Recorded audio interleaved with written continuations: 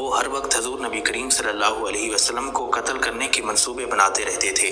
غزوہ احد کے موقع پر عبداللہ بن ابی سلول منافق، جس نے لشکر اسلام کے ساتھ غداری کی تھی اور اپنے 300 ساتھیوں کے ساتھ میدان جنگ سے فرار ہو گیا تھا، بنو نذیر کے ہاں مقیم تھا۔ نبی اکرم صلی اللہ علیہ وسلم نے غزوہ احد کے بعد بنو نذیر کو ان کی سازشوں اور عبداللہ بن ابی سلول منافق کو اس کے دھوکے کی سزا دینے کے لیے لشکر اسلام کے ہمراہ بنو نذیر کا محاصرہ کر لیا۔ بنو نذیر قلعہ بند ہو گئے اور لشکر اسلام کا یہ محاصرہ 15 دن تک جاری رہا۔ 15 دن کے بعد بنو نذیر کا ماہر تیر انداز غروا اپنے کچھ ساتھیوں کے ہمراہ مقابلے کی غرض سے قلعے سے باہر نکلا۔ حضرت علی رضی اللہ تعالیٰ عنہ نے نبی کریم صلی اللہ علیہ وسلم کے حکم پر اس کا مقابلہ کیا اور اس کا سر قلم کر کے نبی علیہ الصلوۃ والسلام کے قدموں میں ڈال دیا۔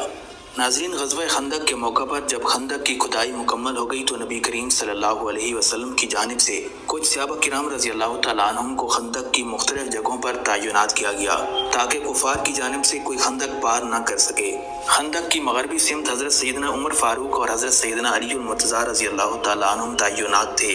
اس دوران عرب کا مشہور شہ سوار عمرو بن عبد اس جانب سے خندق پار کرنے میں کامیاب ہو گیا۔ عمرو بن عبد کے بارے میں مشہور تھا کہ وہ اکیلا 100 کا مقابلہ کر سکتا ہے۔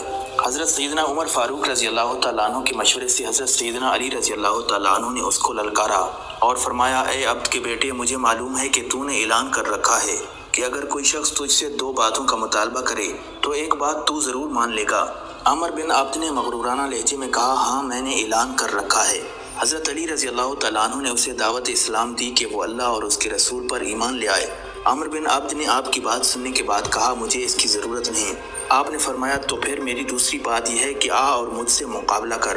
عمرو بن عبد بولا، میرے تمہارے والد کے ساتھ اچھے تعلقات تھے، اس لیے میں نہیں چاہتا کہ تم میری تلوار کا نشانہ بنو۔ حضرت علی نے فرمایا، مگر میں اس بات کو پسند کرتا ہوں کہ تو میری تلوار سے جہنم واصل ہو۔